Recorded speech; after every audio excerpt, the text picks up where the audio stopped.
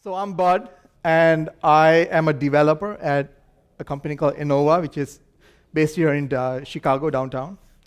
And we work in the fintech industry.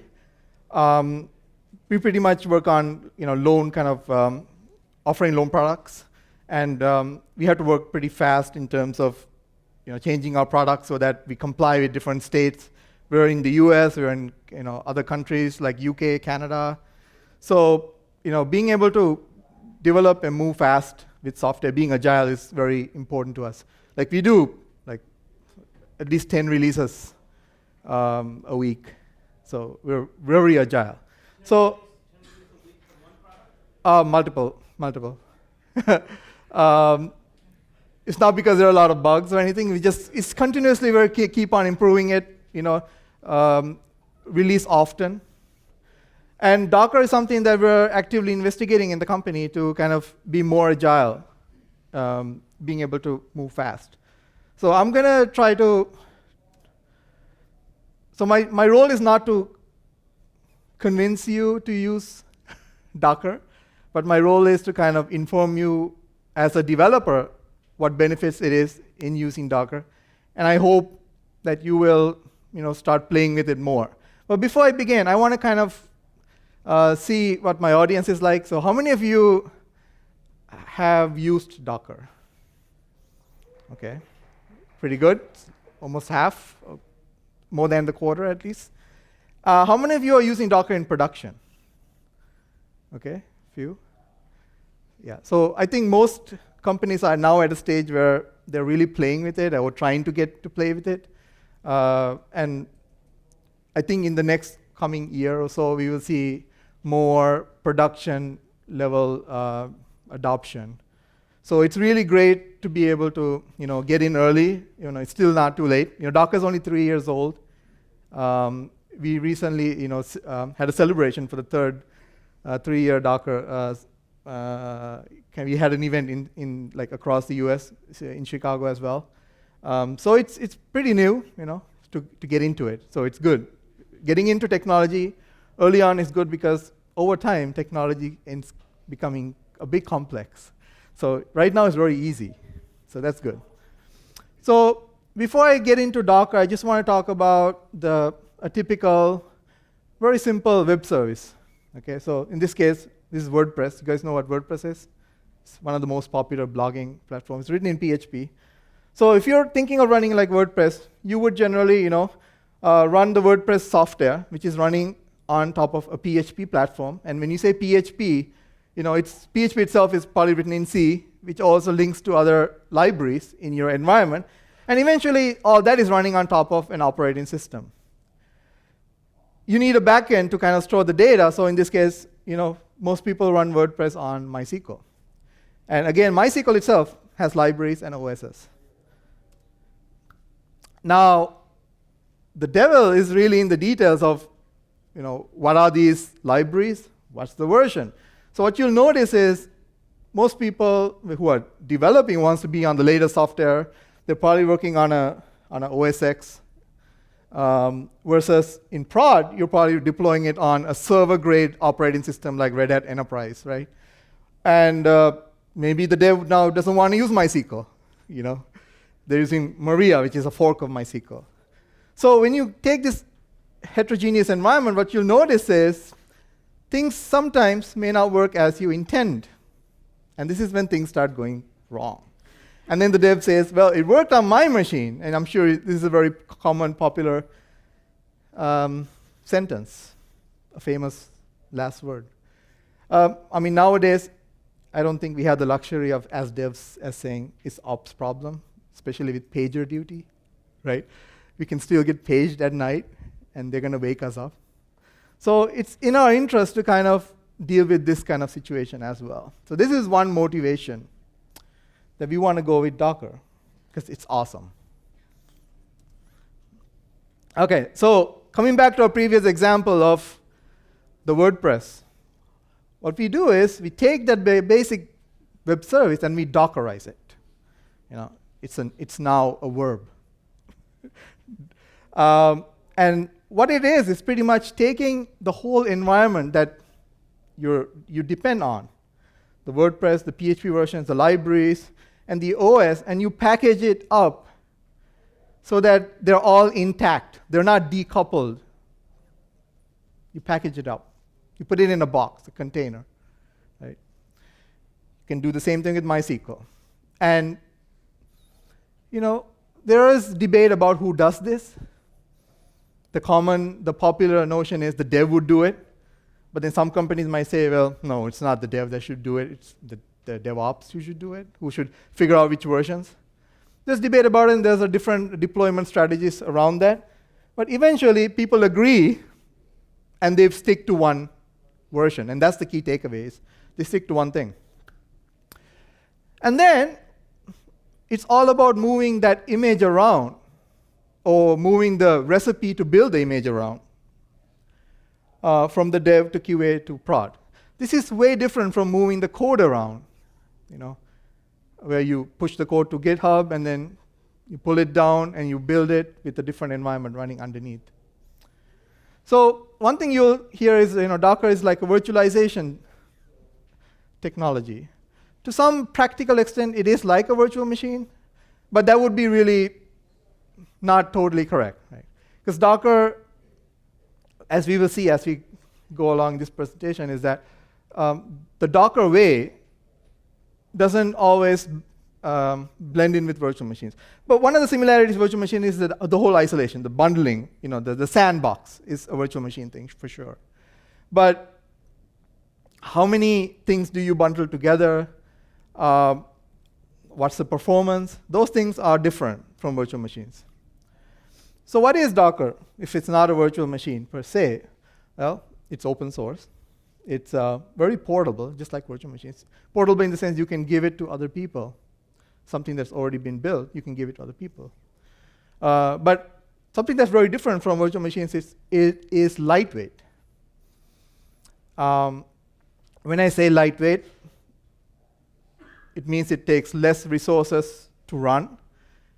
And when you say resources, you're talking about memory and CPU and disk, right? So all those things are a lot lightweight than, say, a virtual machine is. But at the heart of it, Docker is really not so much about a virtual machine or virtual environment, but it's really more about how do you distribute your application? How do you bundle your application? So in a way, Docker is kind of like, an RPM in the Red Hat world, or the Deb in the Debian world, or a DMG in the Mac world. It's really or MSI, I think, on the Microsoft world.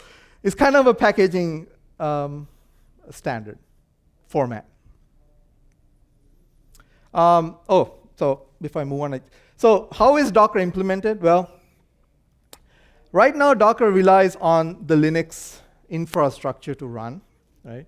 So the whole containerization comes from features that were added to the Linux kernel, I believe by Google. Google did some stuff to the kernel in secret for a while when they were doing the Android, and eventually, they started releasing it. And one of the things they did was kind of implementing a security model where you can create a namespace where all the processes that are tagged with that namespace cannot be seen by another processes that are running in a different namespace. So kind of offering that kind of a sandbox isolation. And that stuff is what then the Docker company eventually took and kind of built this on. There's this project that I've been meaning to try out. It's called Bocker, with a B, which is pretty much trying to implement Docker using Bash, 100 lines of Bash code. If you Google for that project, you'll probably find that. It's a fun project. It doesn't mean, it's not trying to take over Docker, but just to show that most of the stuff that Docker is doing is already natively inside Linux. The other thing you will hear Docker, when you hear about Docker, is this containers and ships, and dockyards and things like that. So they tend to they tend to use the container metaphor as a way of shipping, how packages were shipped, right? To put into the standardized sized unit called a container, and the people who ship the stuff don't know what's inside. It's kind of like how the ops people deal with it. So the devs would put what goes inside the container, and they're responsible for it. But once you put it in, the operations would move it around, make sure it gets to the right place. Right? So that's kind of the separation that you have with Docker. But I think it also enables more collaboration between the sysadmins and the devs and the QA. Because one of the things you see in companies is that it's us versus them when it comes to the dev and the sysadmins and the QA. But with Docker, everybody seems to collaborate because they're working on the same page. They're working on the same image, the same container.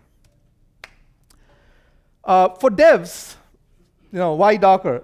Well, one of the key things is Docker today is growing at a massive rate. And that means today you can find a lot of applications already Dockerized. There's a site called Hub, the Docker Hub, which is, I have a screenshot on the next slide. And today there's like 100,000 applications in Docker Hub. Right? Now you might think 100,000, small number compared to the App Store, which has millions, right? Sure, but if you consider the type of applications that the Docker Hub has, it's more things that devs are interested in, like new languages. Like today we were hearing about Rust in today's keynote. Say you want to try out Rust, it's very easy. Just go to the Docker Hub, and search for Rust, and you'll find a bunch of containers that, Dockerized containers that include Rust. Pick the one that you want, download it, get it up and running within minutes, seconds. So that's how fast it is to kind of consume all these applications. So that's cool. And if you can compare this for like say Ubuntu, which is like one of the most popular distributions for Linux, they have like 40,000 apps. And most of them, some of them are even GUI apps. And Docker doesn't really address a lot of the GUI apps. There are a few GUI apps, like GUI apps, right? But Docker is really meant for like command line apps. It's really fast and cheap. What that means is you can spin up Docker containers really, really fast, and you can kill them really, really fast. Once I heard somebody tell me that Google was doing a presentation, and they said, when you go to Google and you start typing, have you seen it suggests things for you? At that point, as soon as you start typing, Google will spin up a container for you and show you results. And once you're done, it'll destroy the container. That's how fast they could spin up. The time it takes to spin up containers is milliseconds, if not even less. Right? Why would they even do that, though? It's more secure. Like you're in a sandbox. You don't have to worry about SQL injections. Well, it depends on the data model, but you don't have to worry about like different kind of injections leaking out to the rest of the users, at least in the system. The other one is you can have your own prod. One of the things you hear most people say is, we can't replicate prod. So how are we supposed to build software that's going to work, that we can guarantee to work in prod? Okay, you can't guarantee anything to work in prod anyway, right? Because you don't have the data exactly. But you can get as close to it as possible if you can have all the pieces laid out in the same way. So with Docker, you're pretty much running the same container in prod, hence you can simulate that native experience, and that's a good thing. So this is the Docker Hub that I talked to you about. And I think I clicked on it's not showing the whole thing, it's a bit cut off, but I think I clicked on the popular apps in Docker Hub. So Nginx is at the top. And you can see Ubuntu is like third. But you can also search and find the app that you want. So let's get ready to do some more dive into Docker. Docker 101. So what my purpose here is not to kind of spend too much time like teaching you Docker right now, because you can do that on the internet. And like, I'm not going to show you how to install it and all that. Go to the site, find out. What I'm trying to do is get you the basics of some of the ways that Docker is designed, so that you grasp some of the concepts. Right? That's my goal. Oops, probably shouldn't have hit that. So the first thing is Docker is implemented as a client-server architecture. So there is a Docker client, which is a command line tool called Docker, conveniently. And then there's a Docker daemon, which runs on the Docker host. Right? So the client will talk to the daemon using REST calls, HTTPS. So in this instance that I'm showing you, but most devs would run, if you're on Linux, obviously, is through hitting your own Docker daemon on localhost. And then Docker daemon will instantiate and create containers. So as I said, Docker containers requires Linux to run for now. Right? Docker is working with Microsoft in bringing Docker to Windows. Right?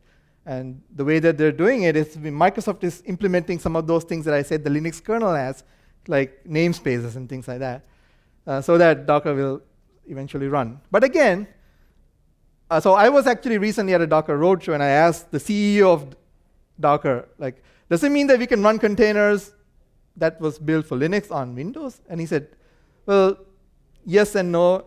Yes, in the sense you can do it through virtualization that Microsoft has, like their whole Azure platform, but it's not really that. Those binaries are not going to run on Windows, but you could create Windows binaries that are Dockerized. Right? So it's not an emulation layer that's going to happen at all. Although Microsoft did do something interesting, which is they made Ubuntu Bash run on their thing, which is some kind of an emulation. Not emulation, but translation. But I digress. On Macs, you use and Windows, you use something called Docker Machine at the moment. Right? And Docker Machine is pretty much it's a virtual machine. Right? So you're running something called VirtualBox, which is one of the most popular open source virtual machines. And your Docker client would be running on your Mac natively. And it will be talking through REST to the Docker host in this case. So it's not local host anymore. It is the actual virtual machine's IP address that it will be talking to. But everything else is inside the virtual machine. So this is one way you could run it. This is the most popular way that you run it. You could also just run Ubuntu. You could also just install Ubuntu or some other Linux version on VirtualBox and just do everything inside that. But then you wouldn't have that kind of integration between having the command line run on your Mac.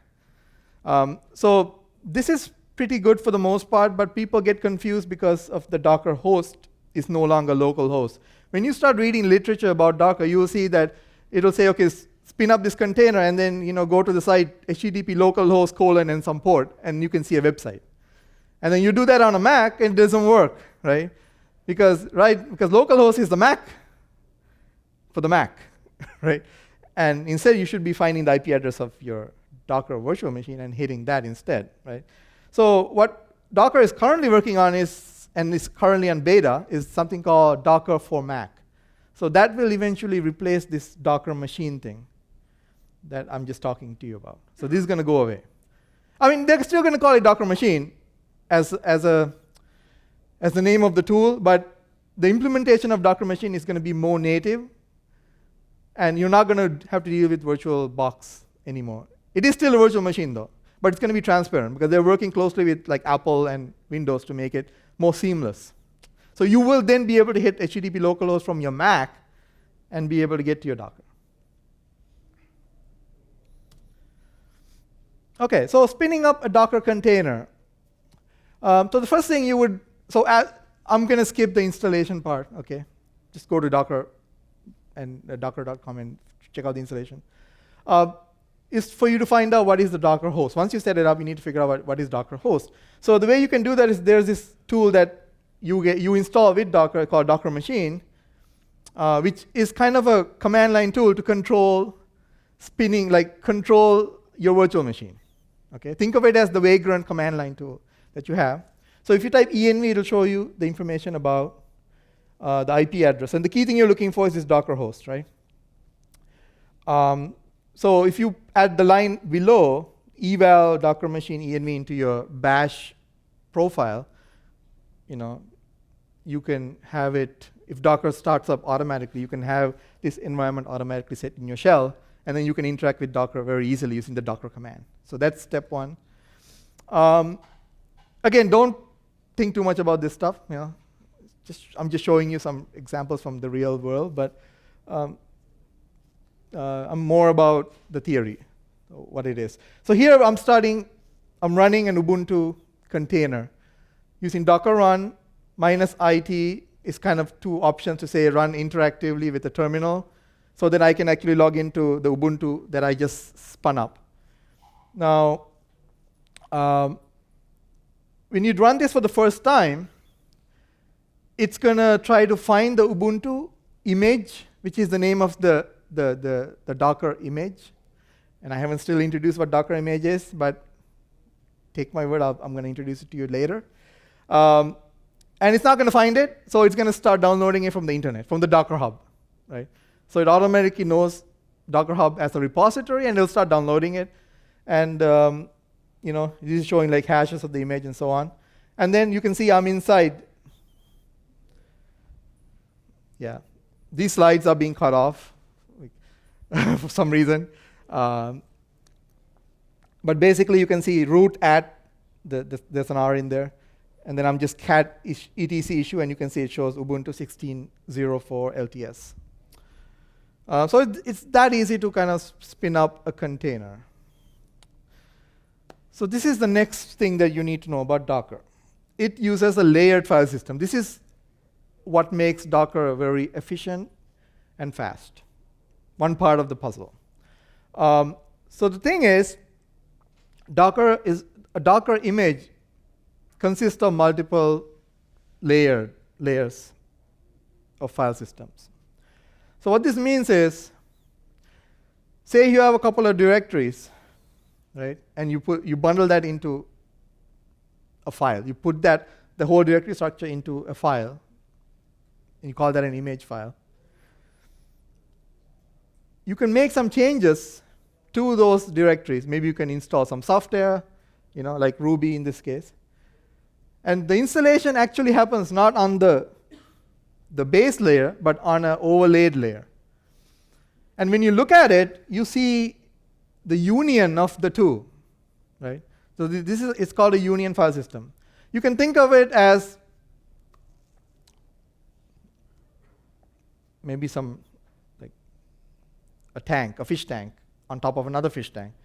And you look from the top and you see all these fishes, but some of the fishes are from the first fish tank and the other one is from the bottom fish tank. And if two fishes aligned at the same time, you will stop seeing the one at the bottom, because it'll seem like, just one fish. And you can pretty much, that's how you would override some of the files that are already in the base. And if you modify those files, they will get copied over to the layer above, so that you will no longer see the original file and you will see the modified file above it. And this is known as copy on write. It's a concept that a lot of databases were using forever. Right? It's a fast way of modifying something. So in this case, there's this base image, which is in this case Ubuntu. And then on top of it, we install Ruby. And then on top of it, we install Rails. So every time we do these steps, it creates a new layer. And then you have your app running, and then it's a container. Right? This is not exactly correct, because your app will also be another layer, and then your container will be a layer on top. Okay. Note to self, modify this slightly. So this is another layer I need to put in. So here's the thing. All these layers below the top layer are meant to be read-only. So you can't really change them. The container is just a read-write layer that's overlaid on top of this whole thing, and that's the instantiation of your Docker container. So the container is pretty much an instantiation. Think of it as the Docker image that we talked about is like a blueprint for the bundling of the software, and the Docker container is an instantiation of it, like making it. Kind of like executing a process. exe, and now you're running it, right? And you can run multiple of them. using the same blueprint, you can create a bunch of containers. So the word container actually means a running Docker image, and the image is the original, right? So one of the reasons Docker has become so popular is that it has really low friction for developers to adapt. Usually, this sort of thing is meant for DevOps people who are like sysadmins. If you take Puppet, Chef, all these configuration management, Ansible, all of those tools, there's a big learning curve for one thing. And Docker doesn't have that much of a learning curve. It's easy to learn. This is because it relies on muscle memory. What's muscle memory? Muscle memory is stuff that you know how to do already. Docker ps-a, what do you think that does? Process, right? If you take out the word Docker and you do ps-a, you're going to see all the processes. If you do Docker ps-a, you will see all the container processes, whether they're running now or they're not running. Right? Show me all the processes. Right? Docker top my container. What do you think that does? Has anyone used the top command? Again, it's a process thing, right? So this actually shows you all the processes running inside my container. Ideally for Docker, it should be, if you build a proper container, it'll be one process. Ideally. But maybe not. Docker commit, what does this look like? What does this ring a bell? Like Git, right? So here what I'm doing is, and this is not a good way to create a Docker image, is that you could live edit inside a container. Like you can hop onto a container and like install software, and then you can commit those changes into a Docker image. Because remember, whatever you change in a container, it's a running thing. It doesn't persist. It'll go away. Soon as you remove the container and you try to create another one with the same image, it's not in the image. So you have to create another image. Docker rm, remove rm. cp, copy. There are a lot of other commands like this, which it's very easy to remember and use. And the other thing is, it's very easy to Dockerize something, right? So, who's worked with makefiles before? Okay, hardcore. Not really. A lot of people are using it. But that means you're compiling something, right? So makefile is a very easy way to compile software. It says build this, then this, and kind of link them together. So Dockerfile is kind of like a makefile, except it's even easier syntax because it uses pretty much almost batch-like syntax. In this case, you can see, so the cat Dockerfile is the content of it I'm showing you, is that it's saying this image is going to be based from Ubuntu. That means it's derived from Ubuntu as the base image. Right? Now you might be wondering, how did the base image come? How did the chicken come? Was it the egg or was it the chicken first? It's one of the chicken and egg things, right? There's a whole different process to create a base image, and most people don't need to do that. Like there's always some base image for you to start out with. And then there's an environment variable, okay, which I like to add, saying refreshed add, because Docker, when you build something, it also caches, just like in makefiles. Like if you change a file, it only will build that file, right? So this way I can kind of control that. By changing this flag, everything below it will start rebuilding. And then you can see I'm running a command called apt-get update, apt-get install, and I'm installing BCBox here. And then I'm removing all the files at the end that came from apt-get update, right? So this command, run, will execute this command. So what it'll do is it'll take the base image, Ubuntu, spin up a container temporarily, run this command, apt-get update, on that container, which is on the Ubuntu, and install BCBox, which is like a Swiss Army knife. It's a one command that can mutate to be multiple Unix commands. Right? And then I'll delete all the files that came from the apt-get update, and then it'll commit that into a new image. And when you run this, you will see the steps that it's committing these and creating these intermediate images. if something goes wrong in one of the steps, you will have the image left over, right? And so you can actually see it. The reason I did them in one step is because if I run them as separate run commands, for instance, every time I have a run command, it's going to create a new image.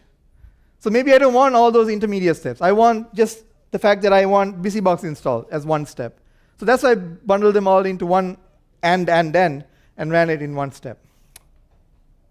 And then the second step creates a symlink, right? So in this case, I wanted to get the command ifconfig, which was not there in the Ubuntu, the latest Ubuntu image.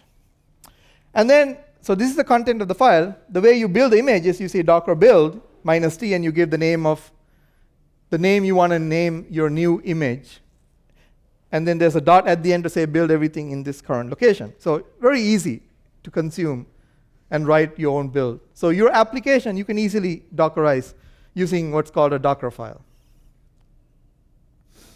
And sometimes when you, like if you take our WordPress example, right, we need multiple containers. We want one container for the database, one container for the app. So one ways you would do is you would build the two separately, or maybe the database you don't want to build it, you just want to import it from the Docker Hub, or somebody already has it, right? But your application, the PHP, you might want to, build it. So this Docker has a thing called Docker Compose, which allows you to build your application by taking all these different pieces from the Docker Hub and what you build and put them together and have them relate to each other so that they're all started up at the same time. So if you just go through this YAML file, you can see, you can't really see because it's cut off, but let me read it to you. There's a WE, so there's web, : okay, and it's saying, so there's going to be a container called web, and the way that container gets created is through a build. So what that means is there should be a Docker file to build the web container. So that will run the Docker build command automatically. Docker Compose will do it for you. And it also says to expose the ports, this 4, 5, 6, 7, to the outside world. And that's how you communicate with the container, is through ports, right? If you want to talk from the outside to the inside. So this is saying to open up the ports 4, 5, 6, 7 into the container's internal port 4, 5, 6, 7. Usually it will be something like 80, 80 into 80, or 80 into 80, because you're running a web server on port 80, right? And then it's saying there's going to be another container called Redis, so link to that container. And this linking is pretty much a DNS kind of a linking. Anyway, by default, all containers are in their own subnet, so they can talk to each other. But by linking it, the first container, in this case the web container, can ping the Redis container. So Docker Compose sets up all the linking. And then you have the second image. It says, okay, Redis is an image based on the Redis image, which is from the Docker Hub, right? So then you just said Docker Compose. Wait. Okay, I think, okay, that's a mistake. You would say Docker Compose up. I made these slides last minute, so you can see that I made a mistake there. Okay, so it will be Docker Compose up, and then it will bring up both services and have them to work magically. So that's again is an easy syntax to orchestrate. We call this orchestrating containers, having them spin up in some sequence and having them all set up very easily. And you can distribute these Docker Compose files to other people so that they can also spin up their own full-fledged prod. You can have a Docker Compose that describes a whole prod environment, which is the cool thing. And you say Docker Compose up, like let there be light, and your whole system comes up. And it'll download stuff from the internet and just come up. Pretty cool. Okay, I'm coming to almost the end. And I will then, I can talk about questions that you guys might have, and I can also maybe show you some stuff. So the last thing that I wanted to tell you about is some of the wisdoms of Docker, using Docker, versus a virtual machine. So containers, unlike virtual machines, you usually virtual machines tend to persist. You would shut them down, bring them back up, keep using them. And all the data will live inside that virtual machine. In the Docker world, containers, you should not persist them. You could. And you could mount a volume. And by default, actually, these days, the container itself will have the data. You bring it up. I think it didn't used to be the case few years back. But don't treat them that way. Containers are meant to be used and thrown, right? So whatever changes you want to make permanent, you should change it as an image. You should create a Docker image out of it. And in the same spirit, you should not try to do an apt-get dist upgrade or apt-get try to update the packages inside the container. Because usually if you're running some kind of machine, you want to run security updates, right? So it's an anti-pattern to go and do that inside a container. What you would do is, instead, you would update the whole Docker image. So if you get down the latest Ubuntu, if you say Docker pull Ubuntu, it'll get the latest Ubuntu image and replace the current one. And then you can start spinning up a container. If your image depends on Ubuntu, then you say Docker build, it'll rebuild and pull up from the latest stuff. So there's a lot of rebuilding and things that you have to do. So your continuous integration stuff, you need to eventually, if you're looking at going into production, you will integrate like Jenkins and things like that so that you're continuously, as part of whenever you make a code commit and you push it to your repo, maybe Jenkins builds a Docker image for you. You can do that kind of automation. And containers work best with single processes. So what you will see is if you try to install a lot of services in a container and then try to spin them up. So one thing is, when you start a process in Docker, it should run in foreground. Because what you will see is inside a container, there is no init. Like if you take any Unix system, there is the process ID 1, which is init, which kind of orchestrates bringing up all the other processes, right? But in Docker, there is no init. There is no unwanted services running. Soon as the service that you start up exits, you're out of the container. The container stops, right? So what would happen is, if you say startup Apache, right? And you do it in Ubuntu, you say etc init.d, or you say service Apache start. That command is built to run Apache in the background, right?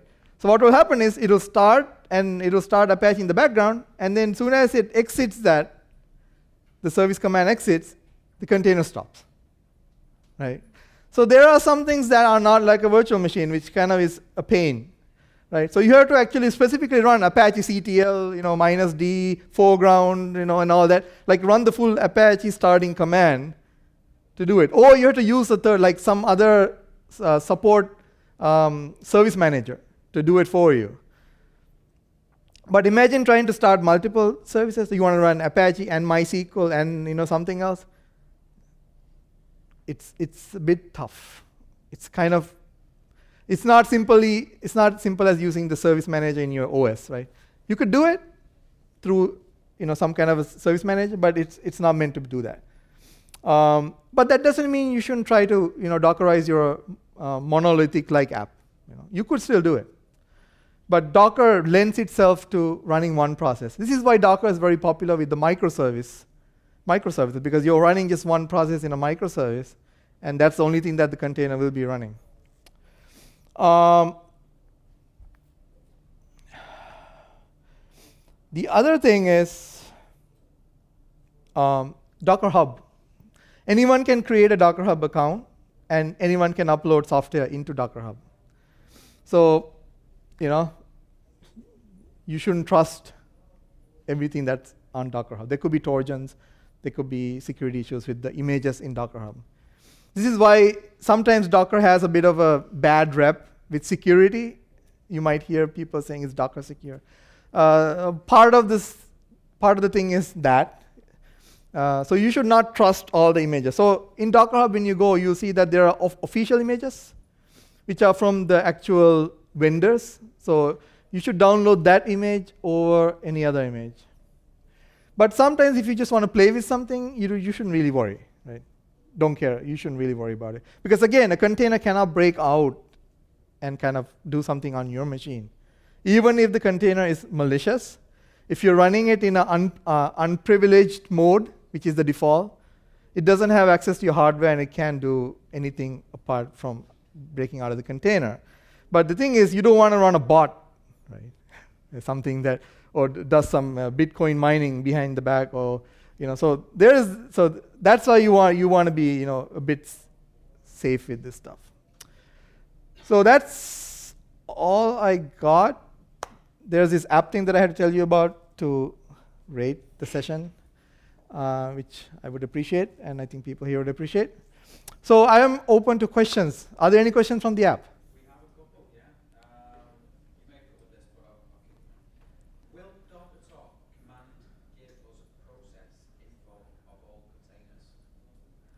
containers? Docker top requires you to specify the container. So yeah, you can do it all. So some of the vendors, what they do is they have Docker container monitoring apps, systems. So like, for example, New Relic has ways of monitoring containers and what's inside it. Usually it involves them injecting some kind of an agent inside the container. So you're kind of building something.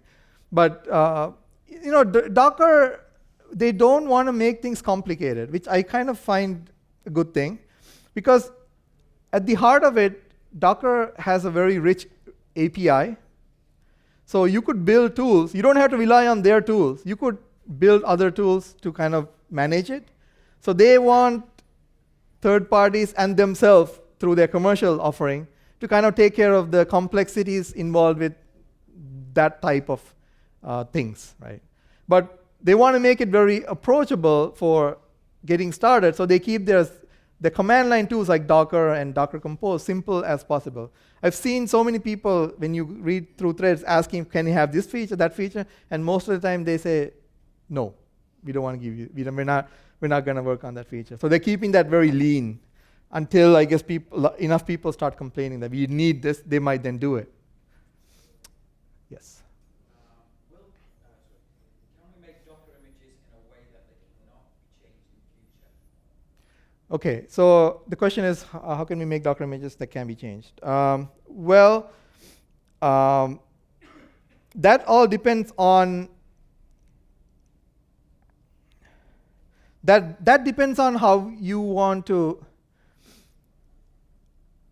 It's really about how you deploy the image more than how you cannot make it changeable.